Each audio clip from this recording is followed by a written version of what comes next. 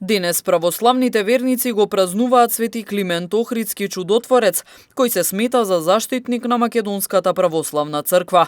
Тетовци рано наутро се упатија во соборниот храм Свети Кирил и Методи за да го одбележат денешниот празник преку осветување на леп, како и следење на утрената богослужба. Отец Александар од Тетовското архиерејско наместништво го објасни значењето на празникот. Фактографските и биографски податоци во врска со неговата личност се оскудни и роден е помеѓу 830, рекоме, и 840.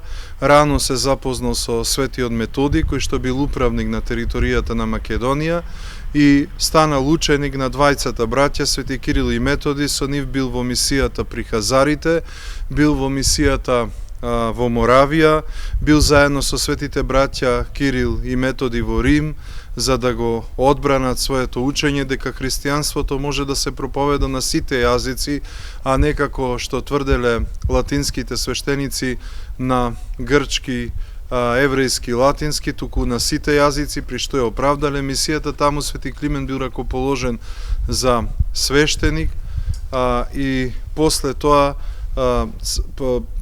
после смртта на Свети Кирил продолжува Свети Климент во мисијата со Свети Методи, а по смртта на Свети Методи доаѓа во Кутмичевица. Се смета дека тоа е област на тромеѓето помеѓу Македонија, Србија и Албанија.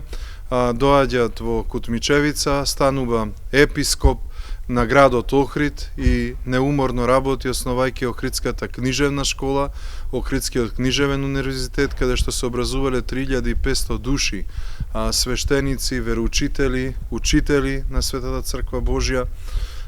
Го организира целосниот духовен живот, проповеда, пишува химнографски стихири и така натака, и својот живот го завршува во 916 година, предавајќи ја својата душа кон Господа. Македонската православна црква со посебно внимание, но и со гордост го празнува споменот на својот патрон Свети Климент Охридски чудотворец, првиот македонски архиепископ во исто време и творец на далеку познатата Охридска книжевна школа, е најзначајниот македонски средновековен писател и педагог.